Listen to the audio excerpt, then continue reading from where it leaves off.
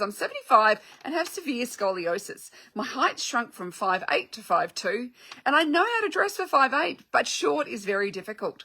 My shoulders not level, my waist and hips are uneven, and the middle of my back is rounded. And I can't wear heels. Well, many of us can't. So I don't need a cane to get around, but I'm not much of a socializer because I'm almost totally deaf, and social situations are extremely difficult.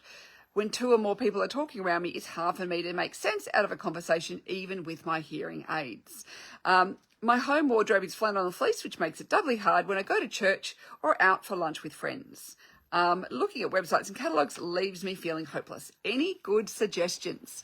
Now, Marie, so I understand completely about the issue with your hearing. My dad has hearing aids, and we don't go to restaurants anymore when he is around. We stay home and we have a quiet meal, and only one person is allowed to talk at the same time, because otherwise he cannot hear, and he finds it very overwhelming. So it could be thinking about when you are socializing that you just catch up with one friend at a time, and you make sure you go somewhere quiet, so it's not feeling really frustrating, because I know that, that can just make you not want to do these sorts of things and make you feel more isolated. Now, going from 5'8", which is tall, to 5'2", which is considered to be petite, that's a big change too, with your style. So this is where, think about, you're moving from a big house to a small house, and you have to downsize the amount of furniture you own and the amount of decoration you can put in it. So thinking about that, you are downsizing what you have been wearing. So you're downsizing from being able to wear more hero pieces, more decoration, larger patterns, all those things. Now we are reducing the volume on everything you're wearing. So it can be thinking about only one focal point in any outfit. It can be thinking about smaller prints and patterns. It can be thinking about,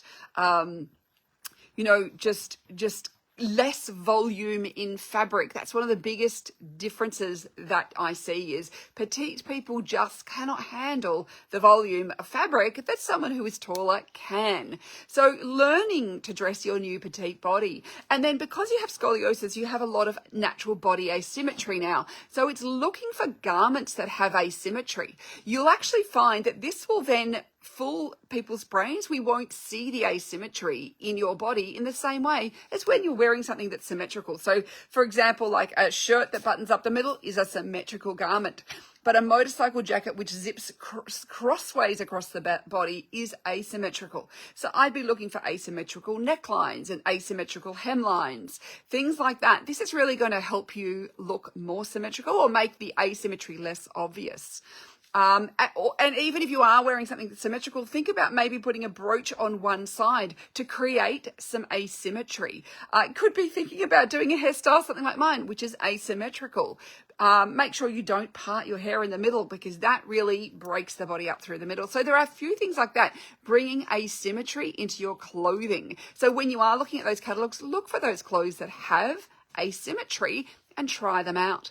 And things like when we have, curves in the back, things like clothes maybe with collars and things can actually help to make the back look flatter, or sometimes even, a placket across the back, and maybe gathering down the back of a shirt can also have the fabric hang away, and so it makes that scoliosis a little bit less obvious. So there's just a few things you could think about with your wardrobe. You don't need a huge wardrobe if you're just going out and going to church and socializing. You may not need a large wardrobe of things, but I would be really looking for some asymmetrical garments. Thinking about less volume, downscaling, so moving from that big house to the small house.